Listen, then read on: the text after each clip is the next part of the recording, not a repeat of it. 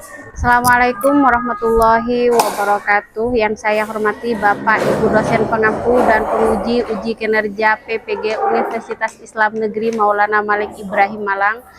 Perkenalkan, nama saya Liza Kholidah, mahasiswi PPG Dalja Batch 4 tahun 2025 di LPTK Universitas Islam Negeri Maulana Malik Ibrahim Malang dengan nomor peserta 205276871880002 dan NIM 250109114503. Saat ini saya akan melaksanakan uji kinerja mata pelajaran SKI dengan materi Daulah Abbasiyah di kelas 10 di MA Al-Mardiyah. Selamat menyaksikan dan wassalamualaikum warahmatullahi wabarakatuh.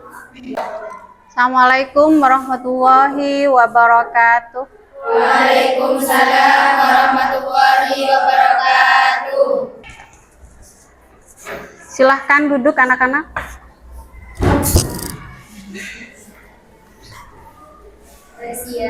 Siap. Sebelum pelajaran dimulai, marilah kita membaca doa bersama-sama. Berdoa dimulai. Bismillahirrahmanirrahim. Raditu billahi rabba Wa bil islami dina wa bi Muhammadin nabiyyan wa rasulan. Rabbi zidni ilma warzuqni fahma. Amin ya rabbal alamin. Berdoa selesai. Bagaimana kabar kalian hari ini? Alhamdulillah, luar biasa. Allahu Akbar. Oke. Tadi pagi sudah sarapan? Sudah. Sarapan apa tadi pagi? Nasi. Masih. Apa lauknya? Macam-macam. Macam-macam. Sehat semua di rumah? Alhamdulillah. Ya. Dan sekarang Ibu akan mengabsen.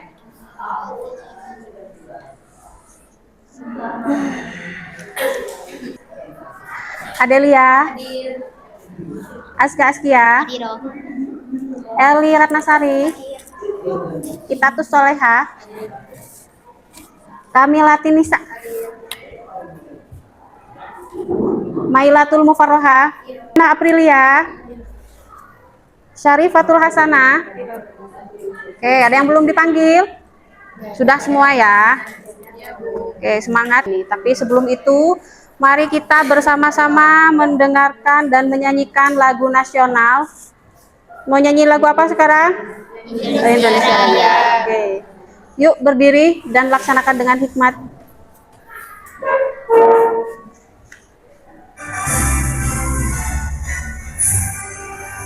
Indonesia tanah airku, tanah tumpah darahku.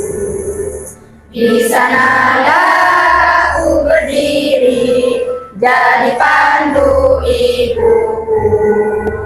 Indonesia kebangsaanku, bangsa dan tanah airku. Marilah kita bersatu, Indonesia bersatu. Hiduplah tanahku, hiduplah negeriku, bangsaku, rakyatku semuanya. Bangunlah jiwanya, bangunlah badannya untuk Indonesia Raya. Indonesia Raya, merdeka, merdeka, tanahku, negeriku yang ku cinta. Indonesia Raya, merdeka, merdeka, hiduplah Indonesia Raya. Indonesia Raya, merdeka, merdeka, tanahku, negeriku yang ku cinta. Indonesia Raya, merdeka, merdeka, hiduplah Indonesia Raya. Silahkan duduk kembali.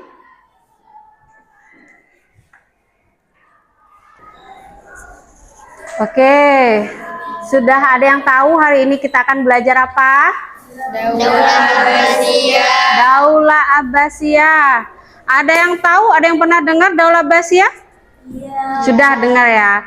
Dulu di MTS mungkin di sebelumnya pernah diajari tentang Daulah Abbasiyah. Sudah ada yang tahu juga di mana ibu kota Abbasiyah? Di Baghdad. Sudah tahu semua ya. Baghdad itu di mana kalau sekarang? Di Irak. Di mana? Di Irak. Di Irak. Oke, sebelum kita ke pelajaran, di sini saya akan menjelaskan tentang tujuan pembelajaran. Ada yang mau membantu membacakan? Silahkan Aska. Tujuan pembelajaran. Peserta didik mampu menyebutkan faktor-faktor runtuhnya Daulah Abbasiyah secara terbatas dalam gambar sehari-hari. Yang kedua, peserta didik mampu menjelaskan sejarah lahirnya Daulah Abbasiyah dengan literasi secara sederhana dalam kehidupan sehari-hari. Oke. Yang ketiga, peserta didik mampu mengelompokkan beberapa contoh sikap terpuji secara sebagian dalam situasi nyata. Yang terakhir, peserta didik mampu menganalisis hikmah dari sejarah lahirnya Daulah Abbasiyah secara terhubung dalam aplikasi kehidupan sehari-hari. Oke, terima kasih Baska. Jadi ini merupakan tujuan dari pembelajaran kita hari ini. Dan sekarang kita akan memasuki pelajaran inti. Ibu akan menampilkan sebuah video. Sebentar. Silahkan disaksikan. Diperhatikan, disimak baik-baik.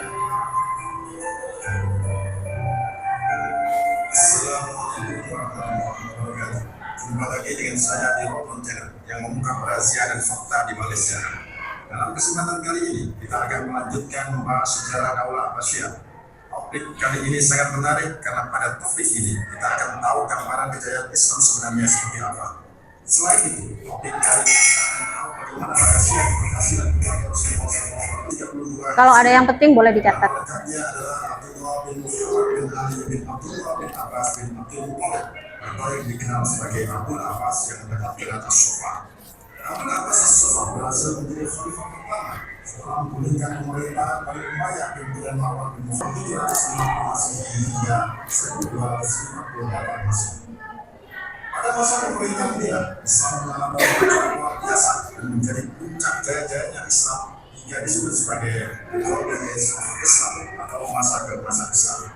Jadi kalau ingin tahu bagaimana gambaran kemajuan Islam seperti apa, lihatlah Daulah Abbasiyah. Lebih bisa besar, kita akan membahas banyak pelajaran bisa kita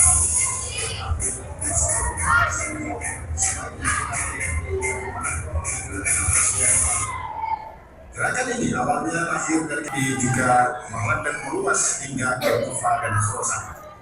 Ketika daerah ini pun kemudian dijadikan sebagai poros gerakan Abbasiyah dengan strategi wilayah Hamimah dijadikan sebagai pusat perencanaan, Kufah menjadi pusat pembentukan opini, dan daerah Khorasan ditetapkan sebagai pusat penyebaran opini. Strategi politik tersebut berlangsung Arab atau Azam dianaktirikan, tidak diperhatikan.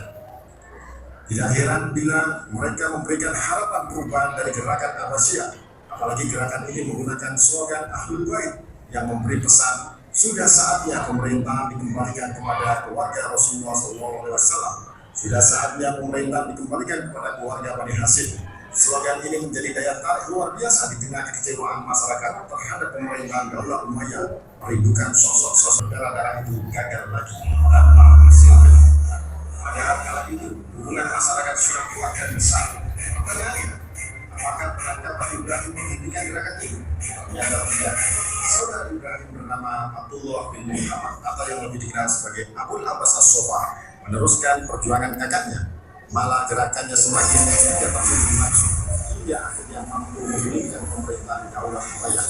Tentu ini merupakan buah dari sikap istiqomah berjuang tanpa kenal putus asa yang patut untuk ditiru. Bahwa kegagalan itu pada dasarnya adalah kesuksesan tertunda. Tinggal seorang tokoh dari garis keturunan Ali bin Abi Thalib yang banyak didukung kelompok Syiah dan menjadikan rumah Abu Salamah di Kufah sebagai markas gerakannya. Dari rumah itulah semua rencana dan operasi dikendalikan hingga berhasil menguasai wilayah Khorasan di bawah pimpinan Panglima Abu Muslim al-Khurasani dan diteruskan ke wilayah Irak. Saat Irak tersebut, pertempuran antara kedua kekuatan itu tidak terulang lagi hingga terjadi perang Al-Zab di Sungai Al-Zab Irak sebagai perang puncak antara pasukan Abbasiyah dan Umayyah. Perang ini dimenangkan pasukan Abbasiyah. Khalifah Marwan bin Muhammad melarikan diri ke Damaskus, namun terus dikejar hingga ke Mesir dan tertangkap di daerah Busir, Mesir pada bulan Dzulhijjah tahun 132 Hijriah bertepatan dengan tahun 750 Masehi. Bukan hanya Khalifah Marwan bin Muhammad, tetapi seluruh keluarga Daulah Umayyah juga menjadi sasaran penangkapan karena dianggap sebagai ancaman bagi Daulah Abbasiyah. Namun dari keluarga Daulah Umayyah yang menjadi sasaran tersebut, ada salah satu keturunan Bani Umayyah yang berhasil selamat dan berlari ke arah barat menyeberang daratan Andalusia. Dialah bernama Abdurrahman, pemuda yang masih berusia sekitar 19 tahunan. Abdurrahman lalu menggalang kekuatan dan berhasil mendirikan Daulah Umayyah II di Andalusia bergelar Abdurrahman Ad-Dakhil. Bagaimana sejarah berdirinya Daulah Umayyah II di Andalusia bisa disaksikan di video yang channel ini. Setelah Daulah Umayyah terguling, Abul Abbas resmi menjadi Khalifah Daulah Abbasiyah.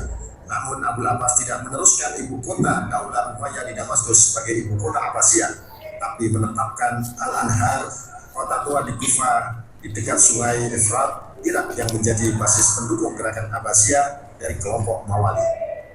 Nama kota ini kemudian diubah menjadi Al-Hasiliyah. Sebuah riwayat menyebutkan pemilihan kota Anhar Kufah Irak dijadikan sebagai ibu kota Abbasiyah ini sebagai bentuk rasa terima kasih keluarga Abbasiyah kepada pendukung setianya dari kelompok Mawali dari bangsa Persia yang berbasis di wilayah Irak dan sekitarnya. Abul Abbas membangun Daulah Abbasiyah dengan sistem pemerintahan berbeda dengan daulah sebelumnya Umayyah. Khalifah menggunakan gelar di belakang nama, juga menambah jabatan baru dalam pemerintahnya, yakni jabatan wazir atau perdana menteri. Dan orang yang ditunjuk sebagai perdana menteri pertama adalah Khalid bin Barma, tokoh bangsa Persia yang merupakan perwakilan kelompok Mawali, juga sebagai bentuk hadiah yang selama ini setia mendukung gerakan Abbasiyah. Dari wilayah Hasimiyah inilah Daulah Abbasiyah dibangun dan berkembang. Perkembangan daulah ini tercatat sangat cepat hingga membawa umat Islam mengalami puncak kejayaan sebagai the Golden Age of Islam.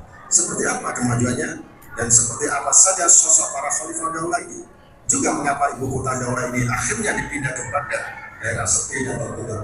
Ikuti video selanjutnya. Assalamualaikum warahmatullahi wabarakatuh. Waalaikumsalam. Ya, itu adalah video dari Daulah Abbasiyah. Sekarang Ibu akan menjelaskan tentang sejarah berdirinya Daulah Abbasiyah. Daulah Abbasiyah itu berdiri setelah runtuhnya apa? Daulah Umayyah. Daulah Umayyah pada tahun berapa, Nak? 750 Masehi. Itu merupakan dari cikal bakal berdirinya Daulah Abbasiyah. Ada yang tahu siapa khalifahnya? Abu al-Abbas as-Safawi. Ya, betul sekali. Abu Abbas as-Safawi. Kenapa dinamakan Daulah Abbasiyah? Karena dari Oke. Dan ini merupakan faktor berdirinya dari Daulah Abbasiyah. Faktor yang pertama ialah karena merasa lebih berhak daripada Bani Umayyah. Sedangkan Bani Abbasiyah ini merupakan keturunan dari siapa? Masih familian dengan Nabi Muhammad. Keturunan dari paman beliau yang bernama Abdul Muthalib, bukan Abu Bakar. Abu Bakar itu sahabatnya Nabi ya. Kalau faktor yang kedua, karena sistem pemerintahan dinasti Umayyah itu sudah dianggap tidak baik daripada khalifah-khalifah pendahulu mereka, begitu.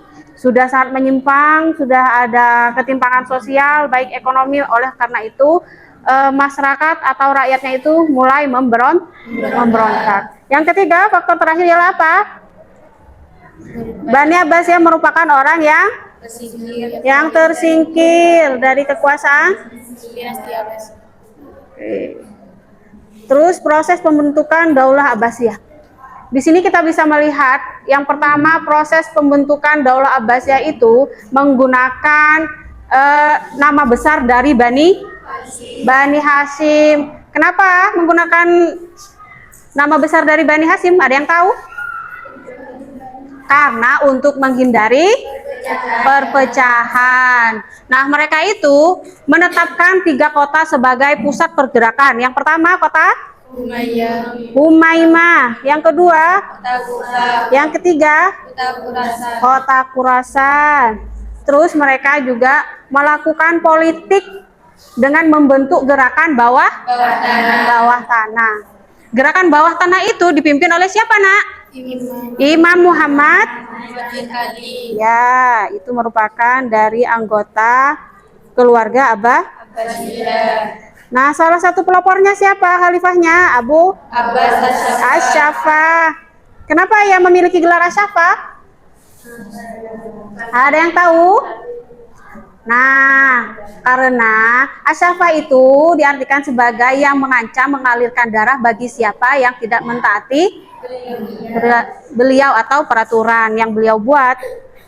Jadi beliau itu selain tegas orangnya merupakan pemimpin yang disegani, berbudi pekerti yang baik, tidak hanya ditakuti. Bagaimana perkembangan sosial pada masa perkembangan peradaban Islam masa Daulah Abbasiyah? Nah, keadaan sosial pada saat itu ialah sangat baik karena memang daulah sebelumnya itu sudah terjadi berbagai inflasi, ekonominya turun, terus keadaan sosial masyarakatnya juga tidak baik. Nah, di era ini, di era Daulah Abbasiyah semua diperbaiki. Jadi tidak ada lagi perbedaan antara orang masyarakat asli di daerah Arab ataupun di daerah luar. Semuanya mendapatkan perlakuan yang baik.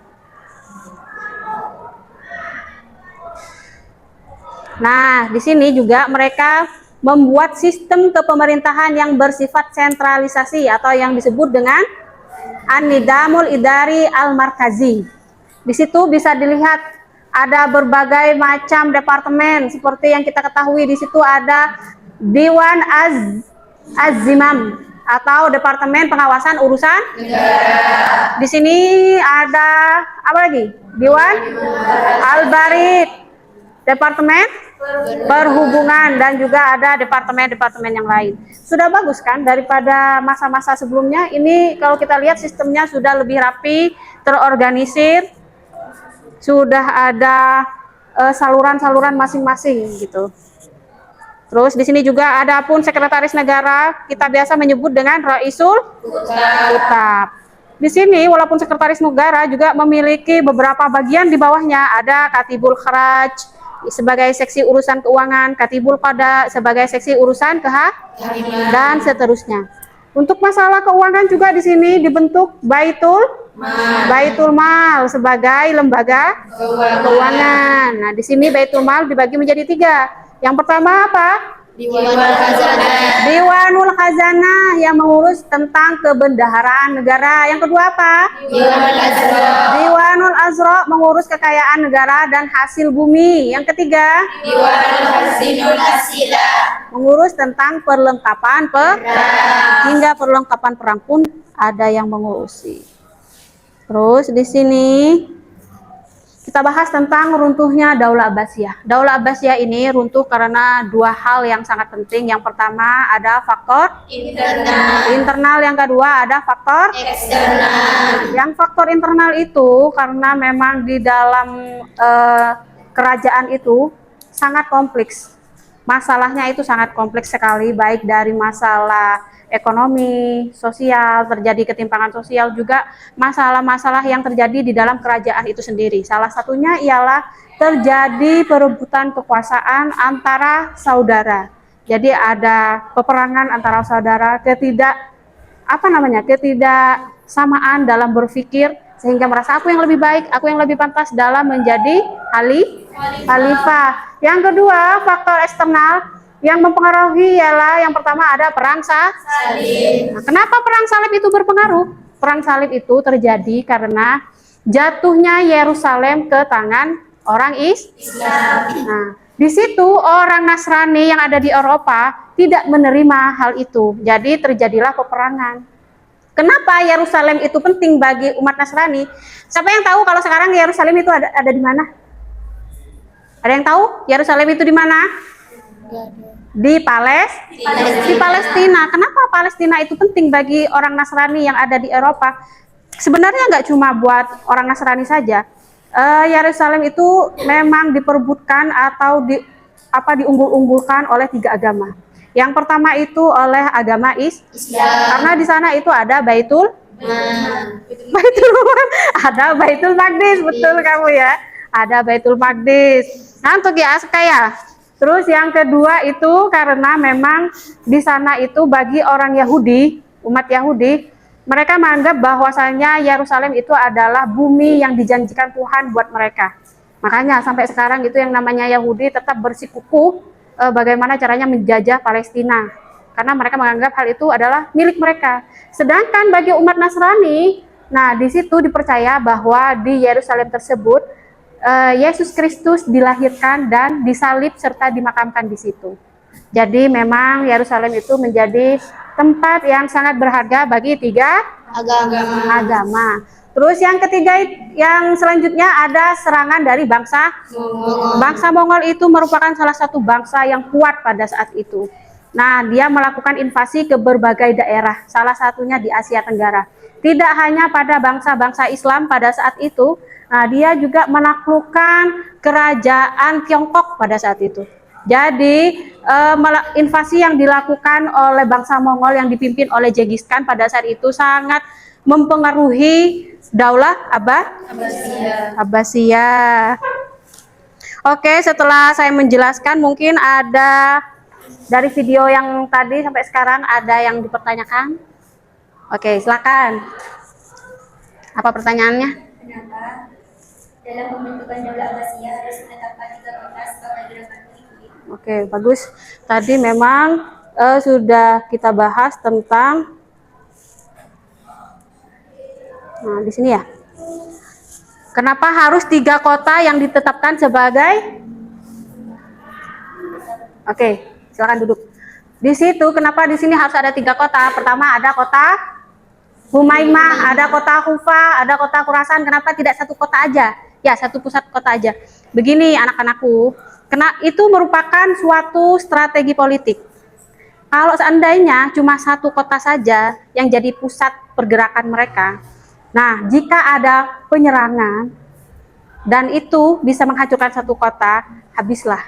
Tapi kalau ada 3 kota sebagai pusat pergerakan, masih ada 2 kota lainnya sebagai mendukung, ya kan? Nah, itu merupakan strategi yang dilakukan oleh Daulah Abbasiyah. Ada lagi yang lain? Sudah paham, Nak? Oke, ada lagi yang lain? Ya, silahkan. Kenapa disebut pergerakan bawah tanah? Oh ya, tadi memang di bawahnya ada, silakan duduk. Ada pembentukan gerakan bawah tanah. Memang tadi cuma dibacakan, belum dijelaskan ya.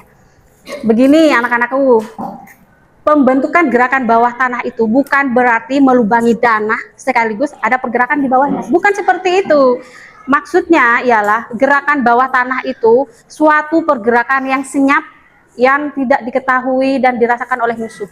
Makanya di situ dikatakan bahwa gerakan bawah tanah itu sebagai strategi propaganda dengan mengangkat 12 propagandis yang disebarkan ke suatu wilayah. Nah, contohnya begini, propaganda itu bagaimana seseorang bisa mengikuti kita, memahami kita dengan cara melakukan suatu propaganda. Contohnya ya, bisa menyebarkan isu, bisa mengajak masyarakat secara tersembunyi. Iya ya, kita sekarang itu ada di pemerintahan Bani Umayyah. Kita bisa melihat bahwa Bani Umayyah itu sekarang pemerintahannya sudah nggak baik. Coba kalian lihat, pajak itu naiknya berapa kali lipat. Iya betul. Nah, gimana kalau kita ganti ke siapa itu? Keluarga-keluarganya Nabi. Kan mereka itu orang-orang yang terhormat. Siapa tahu dengan pemerintahan yang baru, kita itu bisa menjadi lebih baik. Nah, itu yang disebut propaganda. Kalau nggak melakukan pergerakan bawah tanah, melakukan penyerangan secara terang-terangan, dan pengikutnya masih sedikit, otomatis itu akan kalah. Nah, sampai sini sudah paham? Ya, Bu. Oke, alhamdulillah kalau sudah paham. Baiklah, sekarang Ibu akan membagi kalian menjadi 4 kelompok.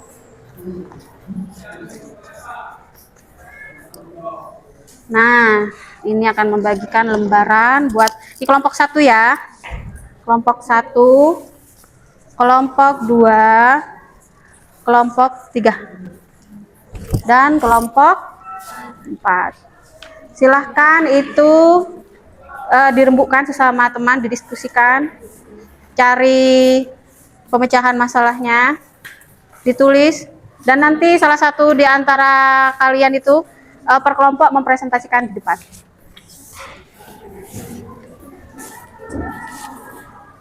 Ya, dicatat. Didiskusikan bersama-sama ya.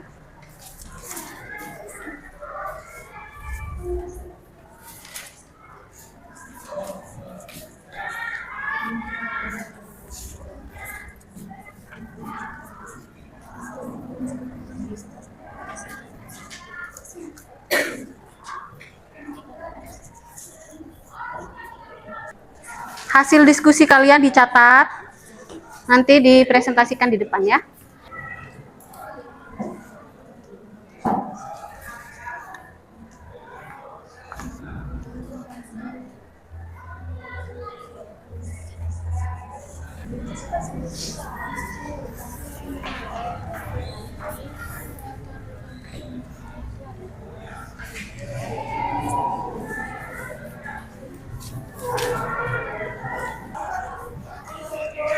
Kalian tentang apa ini? Hikmah. Diskusikan hikmah apa yang sudah bisa diambil pelajaran ini. Ini tentang apa? Tentang apa ini? Ya, itu dibahas. Apa saja? Tadi kan sudah dijelaskan kan ya? Didiskusikan lagi.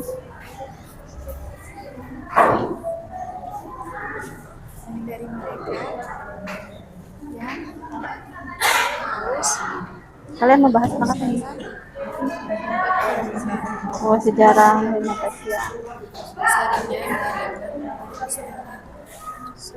Sudah didiskusikan lagi, hasilnya ditulis. Nanti dipresentasikan ya, salah satu dari kalian. Apa? Lanjut.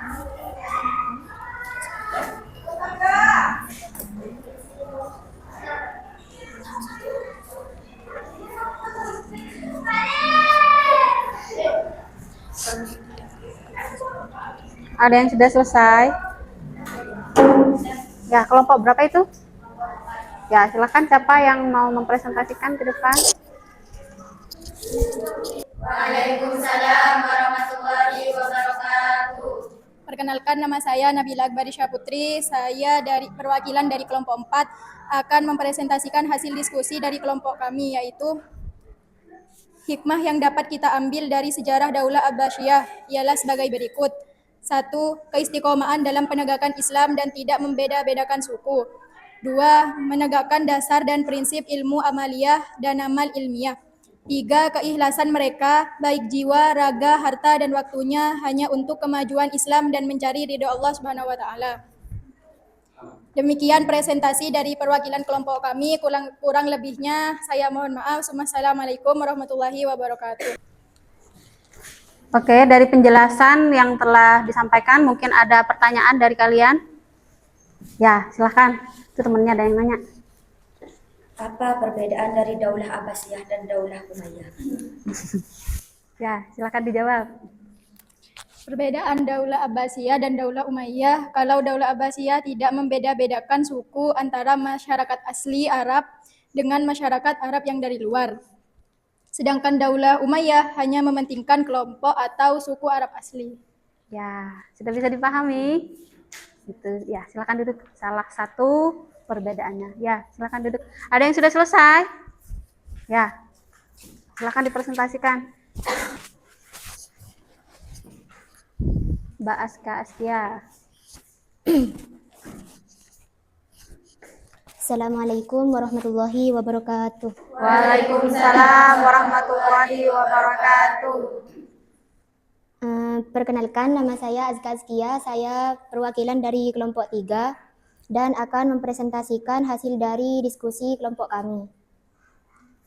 Salah satu sikap yang dapat diambil dari kepemimpinan para khalifah Daulah Abbasiyah dalam meraih kejayaan ialah sangat tinggi, yakni tidak mudah menyerah dan kemandirian dalam mengambil keputusan, mengelola pemerintahan dan memperkuat kekuasaan tanpa bergantung pada pihak lain.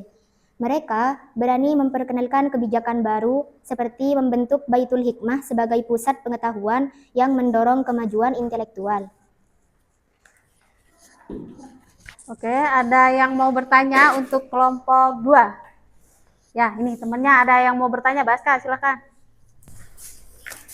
Bagaimana agar kita memiliki sikap yang baik seperti yang Anda sebutkan tadi? Ya, Terima kasih atas pertanyaannya. Baiklah, karena kita merupakan seorang siswa, maka patutlah kita mematuhi peraturan-peraturan yang ditetapkan di sekolah. Melaksanakan apa yang diperintahkan guru, dan yang paling penting adalah harus pintar dalam memilih teman karena teman sangat berpengaruh dalam pembentukan karakter kita. nah betul itu. Jangan sampai salah pilih teman. Oke, sudah paham? Ya, silakan duduk, Baska. Kelompok berapa lagi yang belum? Ya, silakan. Kelompok berapa, Nak? Kelompok 1, silakan. Assalamualaikum warahmatullahi wabarakatuh. Waalaikumsalam warahmatullahi wabarakatuh. Perkenalkan, nama saya Nufta Dwi Aulia Rinasihan. Di sini saya dari kelompok 1. Di sini saya akan mempresentasikan hasil diskusi kami. Ya, silakan. Sejarah lahirnya Daulah Abbasiyah.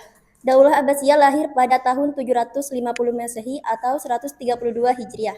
Setelah revolusi Abbasiyah yang berhasil menggulingkan dinasti Umayyah, dipimpin oleh Abbas As-Saffah yang menjadi khalifah pertama karena ketidakpuasan terhadap pemerintahan Umayyah yang dianggap menyimpang, dan keturunan Bani Abbas merasa lebih berhak atas kekhalifahan karena hubungan nasab mereka dengan Nabi Muhammad SAW. Dinamakan Daulah Abbasiyah karena para pendiri dan khalifah dinasti ini adalah keturunan Al-Abbas bin Abdul Muthalib, yaitu paman Nabi Muhammad SAW. Sekian dari saya. Wassalamualaikum warahmatullahi wabarakatuh. Waalaikumsalam warahmatullahi wabarakatuh. Baik, ada pertanyaan untuk kelompok 1? Mana? Oh ya, silakan mendekat aja. Kenapa keturunan Bani Abbas merasa lebih berhak atas kekhalifahan daripada Bani Umayyah? Baik, terima kasih.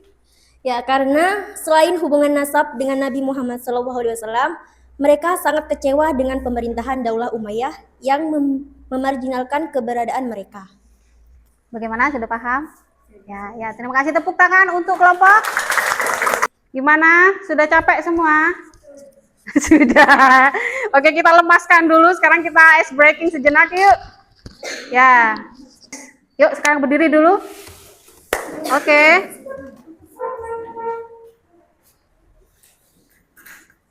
Lihat ya, lihat. Tepuk fokus. Lihat dulu, diam. Tepuk fokus. Fokus. Mendengar, melihat. Ceria. Gimana, bisa? Bisa nggak? Coba. 1, 2, 3. Tepuk fokus. Fokus. Mendengar. Melihat. Ceria. Bagus. Sekali lagi ya, diulang ya. Oke. 1, yang kompak. 1, 2, 3. Tepuk fokus. Fokus. Mendengar. Melihat. Ceria. Oke, terima kasih. Silakan duduk. Bagaimana pelajaran kita hari ini? Menyenangkan apa tidak? Menyenangkan. Sudah paham semua? Sudah. Ada yang belum paham? Tidak. Alhamdulillah. Berarti sekarang kita sudah ke puncaknya. Puncaknya adalah rasa bahagia. Kenapa? Karena kita sudah bisa memahami pelajaran tentang apa? Daulah Abbasiyah. Tentang Daulah Abbasiyah. Oke. Setelah kita belajar tentang Daulah Abbasiyah, apa sih yang kalian pahami? Coba dari kalian ya silakan.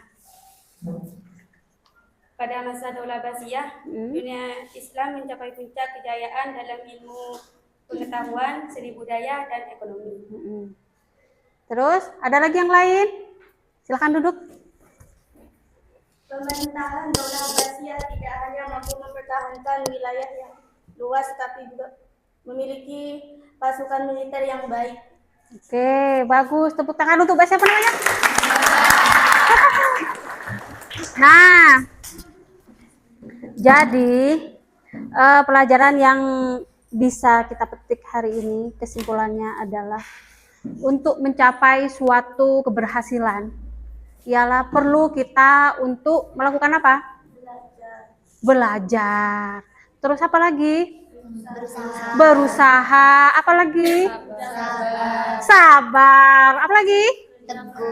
Tekun, semangat ya, tidak mudah menyerah. Juga hal yang paling penting yang kita bisa ambil hikmahnya ialah dari Daulah Abbasiyah, cinta terhadap tanah air. Mereka berusaha membangun dan mempertahankan tanah air mereka ya. Begitupun juga kita. Mereka juga tidak membeda-bedakan suku, baik suku asli ataupun suku yang tidak asli, maksudnya yang dari luar. Kita juga sama. Kita juga hubunas, kasih sayang kepada sesama, baik itu mau satu agama, beda agama, selagi itu masih dalam satu kata rakyat Indonesia, maka kita harus saling mencintai, saling menyayangi. Oke, baiklah. Kita ketemu lagi minggu depan. Semoga Ibu harapkan untuk minggu depan kalian tetap semangat dan tidak pantang menyerah. Oke. Demikian pelajaran kita hari ini.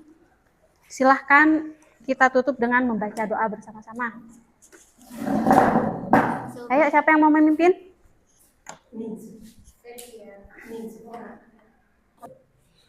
Ya, silahkan. Sebelum bulan, marilah kita membaca doa bersama-sama. Berdoa dimulai. Bismillahirrahmanirrahim. Subhanakallahumma wa bihamdika asyhadu an la ilaha illa anta astaghfiruka wa atubu ilaik. Oke. Silahkan dirapikan dulu semuanya bukunya. Dilihat takut ada yang ketinggalan. Demikian, terima kasih untuk pertemuan yang luar biasa. Sekian, wassalamualaikum warahmatullahi wabarakatuh. Waalaikumsalam warahmatullahi wabarakatuh.